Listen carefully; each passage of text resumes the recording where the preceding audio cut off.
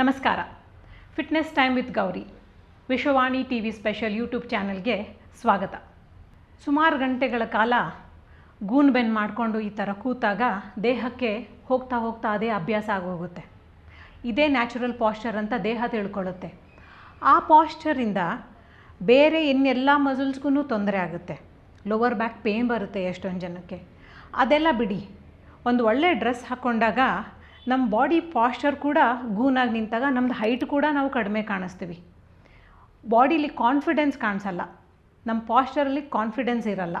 ಇವತ್ತಿನ ಎಪಿಸೋಡಲ್ಲಿ ಈ ಥರ ಗೂನ್ ಬೆನ್ನು ಮಾಡ್ಕೊಂಡು ಕೂತಾಗ ಅದಾದ ನಂತರ ನಿಮ್ಮ ಕೆಲಸ ಕಾರ್ಯ ಎಲ್ಲ ಮುಗಿದ ನಂತರ ಒಂದು 15-20 ನಿಮಿಷ ಸ್ಪೇರ್ ಮಾಡಿ ನೀವು ಯಾವ ಥರ ಅದನ್ನು ಎಕ್ಸಸೈಸ್ ಮಾಡಿಕೊಂಡು ಅಲ್ಲಲ್ಲಿಗೆ ಕರೆಕ್ಟ್ ಮಾಡ್ಕೋಬಹುದು ಅಂತ ನಾನು ನಿಮಗೆ ತೋರಿಸ್ಕೊಡ್ತೀನಿ. ಮಕ್ಕಳಾಗಿರ್ಬೋದು ಅಥವಾ ಡೆಸ್ಕ್ ಜಾಬ್ ಮಾಡ್ತಾ ಇರ್ಬೋದು ಅಥವಾ ವರ್ಕ್ ಫ್ರಮ್ ಹೋಮ್ ಮಾಡ್ತಾ ಇರ್ಬೋದು, ಯಾರಾದರೂ ಲ್ಯಾಪ್ಟಾಪಲ್ಲಿ ಕೆಲಸ ಮಾಡ್ತಾ ಇರ್ಬೋದು, ಇದು ಎಲ್ಲರೂ ಈಸಿಯಾಗಿ ಮಾಡುವಂಥ ಸಿಂಪಲ್ ಎಕ್ಸಸೈಸಸ್. ಮೊದಲನೇ ಎಕ್ಸಸೈಸಲ್ಲಿ ನಿಮಗೆ ಸಾಧ್ಯವಾದರೆ ಈ ಥರ ವಜ್ರಾಸನದಲ್ಲಿ ಕೂತ್ಕೊಳ್ಳಿ, ಕಾಲು ಹಿಂದನ್ನು ಮಡಚಿಬಿಟ್ಟು. ಇದು ಕಷ್ಟ ಆಗುತ್ತೆ ಅಂತಂದರೆ ನೀವು ಆರಾಮಾಗಿ ನೀವು ಹೇಗೆ ನಾರ್ಮಲಾಗಿ ನಿಮ್ಮದು ಫೋಲ್ಡೆಡ್ ಲೆಗ್ ಪಾಶ್ಚರಲ್ಲಿ ಕೂತ್ಕೊಳ್ತೀರೋ ಅದೇ ಥರ ಕೂತ್ಕೊಳ್ಬೋದು.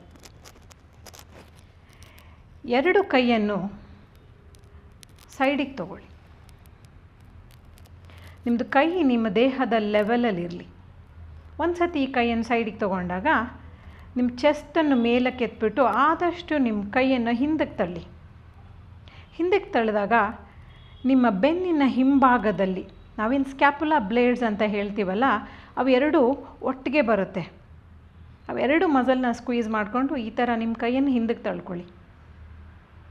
ನಿಧಾನವಾಗಿ 2 ಕೈಯನ್ನು ಮುಂದಕ್ಕೆ ತೊಗೊಂಡು ಬಂದು ನಿಮ್ಮ ಬೆರಳುಗಳನ್ನು ಜೋಡಿಸ್ಕೊಂಡು ಮತ್ತೆ ನಿಮ್ಮ ಬೆನ್ನನ್ನು ರೌಂಡ್ ಮಾಡಿ. ಈ ಮೂಮೆಂಟ್ನ ರಿಲೀಸ್ ಮಾಡಿದ ತಕ್ಷಣ ಅಪ್ಪರ್ ಬಾಡಿ ಸ್ಟ್ರೇಟ್ ಮಾಡಿಬಿಟ್ಟು ಮತ್ತೆ ಕೈಯನ್ನು ಹಿಂದಕ್ಕೆ ತಗೊಳ್ಳಿ. ಈ ಒಂದು ಎಕ್ಸಸೈಸಲ್ಲಿ ನಾವು ಸ್ಕ್ಯಾಪುಲಾ ಬ್ಲೇಡ್ಸನ್ನು ಹತ್ತಿರಕ್ಕೆ ತಂದುಬಿಟ್ಟು ಮತ್ತು ತಿರ್ಗಾ ಸ್ಟ್ರೆಚ್ ಮಾಡಿದಾಗ ಮುಂದಕ್ಕೆ ಎಳ್ಕೊಳ್ತೀವಿ. ಈ ಎಕ್ಸಸೈಸ್ ಮಾಡುವಾಗ ಸುಮಾರು ಜನಕ್ಕೆ ನೆಕ್ಕಲ್ಲಿ ಪೇನ್ ಬರಬಹುದು. ಆವಾಗ 1 ನಿಮಿಷ ಸ್ಟಾಪ್ ಮಾಡಿಬಿಟ್ಟು ಮೊದಲನೇ 1-2 ಎಪಿಸೋಡ್ಸಲ್ಲಿ ನಾನು ನೆಕ್ ಸ್ಟ್ರೆಚಸ್ ಹೇಳ್ಕೊಟ್ಟಿದ್ದೆ, ಅದನ್ನು ಫಾಲೋ ಮಾಡಿ. ನೆಕ್ ಸ್ಟ್ರೆಚ್ ಮಾಡಿಕೊಂಡು ತಿರ್ಗಾ ಮತ್ತೆ ನೀವು ಎಕ್ಸಸೈಸಸನ್ನು ರೆಸ್ಯೂಮ್ ಮಾಡ್ಬೋದು. ಬ್ರೀದಿಂಗ್ ಹೆಂಗಪ್ಪ ಅಂದರೆ, ಇನ್ಹೇಲ್ ಮಾಡಿಕೊಂಡು ರಿಲ್ಯಾಕ್ಸ್ ಮಾಡಿಕೊಂಡು ನಿಮ್ಮ ಕೈಯನ್ನು ಹಿಂದಕ್ಕೆ ತಳ್ಳಿ, ಎಕ್ಸೇಲ್ ಮಾಡ್ತಾ ಮತ್ತೆ ಮುಂದಕ್ಕೆ ತೊಗೊಂಡು ಬಂದು ರೌಂಡ್ ಮಾಡಿ ಸ್ಟ್ರೆಚ್ ಮಾಡಿ. ತುಂಬ ಹೊತ್ತು ನೆಲದ ಮೇಲೆ ಈ ಥರ ಫೋಲ್ಡೆಡ್ ಲೆಗ್ ಪೊಸಿಷನಲ್ಲಿ ಕೂತ್ಕೊಳಕ್ಕಾಗ್ತಾ ಇಲ್ಲ ಅಂತಂದರೆ ಮಣೆ ಅಥವಾ ಯಾವುದಾದ್ರು ಒಂದು ದಿಂಬಿನ ಮೇಲೆ ಸಹಾಯದಿಂದನೂ ನೀವು ಕೂತ್ಕೊಂಡು ನಿಮ್ಮ ಬೆನ್ನನ್ನು ಸೀದಾ ಇಟ್ಕೊಬಹುದು. ಪ್ರತಿಯೊಂದು ನಾವು ವೇರಿಯೇಷನನ್ನು 10-12 ಸಾರಿ, ಸಾಧ್ಯ ಆದರೆ 15 ಸಾರಿ ದಿನನಿತ್ಯ ಪ್ರಾಕ್ಟೀಸ್ ಮಾಡಬಹುದು. ನೀವು ಬೆಳಗ್ಗೆ ನಿಮ್ಮ ಕೆಲಸ ಸ್ಟಾರ್ಟ್ ಮಾಡೋಕ್ಕೆ ಮುಂಚೆ ಆದರೂ ಸರಿ, ಇಲ್ಲ ನಿಮ್ಮದೆಲ್ಲ ಕೆಲಸ ಆದಮೇಲೆ ನೀವು ಯಾವಾಗ ಎಕ್ಸಸೈಸ್ ರೂಟೀನ್ ಅಂತ ನಿಮ್ಮ ಟೈಮ್ ಫಿಕ್ಸ್ ಮಾಡ್ಕೊಂಡಿರ್ತೀರಲ್ಲ ಆವಾಗ ಮಾಡಿದರೂ ಸರಿ. ಒಂದು ಸಾರಿ ನೀವು ಕೈಯನ್ನು ಈ ಥರ ಹೊರಗಡೆ ತೊಗೊಂಡಾಗ ಚೆಸ್ಟನ್ನು ಲೈಟಾಗಿ ಲಿಫ್ಟ್ ಮಾಡಿ ಈ ಥರ ನಿಮ್ಮದು ಏನು ಈ ಸ್ಕ್ಯಾಪುಲಾ ಬ್ಲೇಡ್ಸ್, ನಾವೇನು ಶೋಲ್ಡರ್ ಬ್ಲೇಡ್ಸ್ ಅಂತ ಕರಿತೀವಲ್ಲ, ಬೆನ್ನಿನ ಮೂಳೆ, ಈ ಭಾಗದಲ್ಲಿ ಮಸಲ್ನ ಸ್ಕ್ವೀಸ್ ಮಾಡಿಬಿಟ್ಟು ಕೈಯನ್ನು ಈ ಥರ ಹಿಂದಕ್ಕೆ ಎಳೆದಿಟ್ಕೊಳ್ಳಿ.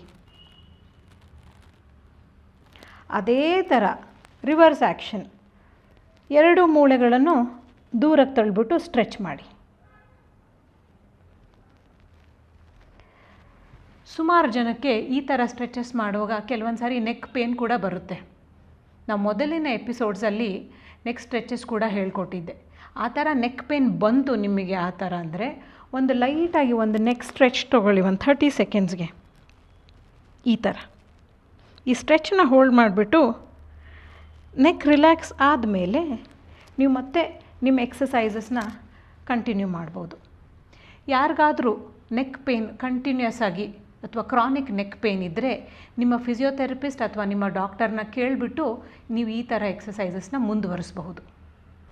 ಮುಂದಿನ ಎಕ್ಸಸೈಸಲ್ಲಿ ನೀವು ಈ ಥರ ಮಂಡಿ ಮೇಲೆ ಬಂದುಬಿಟ್ಟು ನಿಮ್ಮ 2 ಕೈಯನ್ನು ಮ್ಯಾಟ್ ಮೇಲೆ ನಿಮ್ಮ ಮಂಡಿಯ ಮುಂದೆ ಪ್ಲೇಸ್ ಮಾಡಿ. ಒಂದು ಸಾರಿ ನಿಮಗೆ ಪೊಸಿಷನ್ ತೊಗೊಂಡ ಮೇಲೆ ನಿಧಾನವಾಗಿ ಉಸಿರು ಎಳ್ಕೊಂಡು ನಿಮ್ಮದು 2 ಬೆನ್ನಿನ ಮೂಳೆಯನ್ನು ಈ ಥರ ಪ್ರೆಸ್ ಮಾಡಿ. ಇಲ್ಲಿ ಇಂಪಾರ್ಟೆಂಟ್ ಪಾಯಿಂಟ್ ಏನು ಅಂದರೆ, ನಾವು ಈ ಥರ ಎಲ್ಬೋನ ಬಗ್ಗಿಸಬಾರ್ದು. ಎಲ್ಬೋ ಸ್ಟ್ರೇಟಾಗಿ ಇಟ್ಕೊಂಡು ನಮ್ಮ 2 ಬೆನ್ನಿನ ಮೂಳೆಯನ್ನು ಸ್ಕ್ವೀಸ್ ಮಾಡಿಬಿಟ್ಟು ಹತ್ತಿರಕ್ಕೆ ತೊಗೊಂಡು ಬನ್ನಿ. ರಿಲ್ಯಾಕ್ಸ್ ಮಾಡ್ಕೊಂಡು ಮತ್ತೆ ಸ್ಟ್ರೆಚ್ ಮಾಡಿ ನ್ಯೂಟ್ರಲ್ ಪೊಸಿಷನಿಗೆ ತೊಗೊಂಡು ಬನ್ನಿ. ಮತ್ತು ಎಕ್ಸೇಲ್ ಮಾಡ್ತಾ 2 ಬೆನ್ನಿನ ಮೂಳೆಯನ್ನು ಹತ್ತಿರಕ್ಕೆ ತೊಗೊಂಡು ಬಂದು ಮತ್ತು ರಿಲ್ಯಾಕ್ಸ್ ಮಾಡ್ತಾ ಸ್ಟ್ರೆಚ್ ಮಾಡಿ.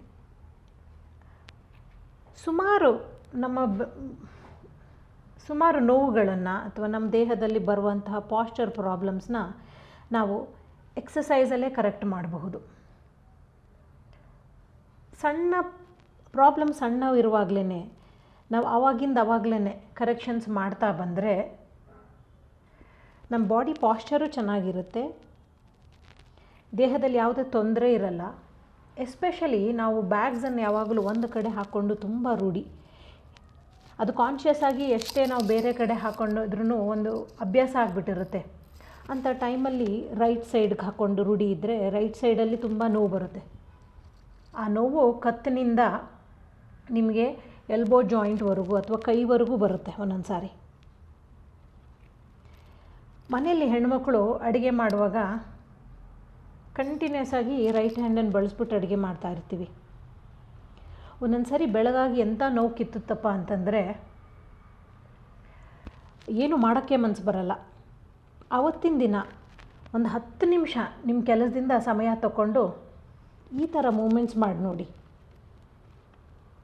ಒಂದು ಡಿಸ್ಕ್ಲೇಮರ್ ನೋಟ್ ಏನಪ್ಪ ಅಂದರೆ, ನೀವು ಯಾವುದೇ ಪೇನು ಕ್ರಾನಿಕ್ ಆಗಿದ್ದರೆ ನಿಮ್ಮ ಡಾಕ್ಟರ್ ಅಥವಾ ನಿಮ್ಮ ಫಿಸಿಯೋಥೆರಪಿಸ್ಟ್ ಪರ್ಮಿಷನ್ ತೊಗೊಂಡು ಈ ಥರ ಎಕ್ಸಸೈಸ್ ಮಾಡ್ಬೋದಾ ಅಂತ ಕೇಳಿಬಿಟ್ಟು ನಂತರ ಮುಂದುವರಿಸಿ.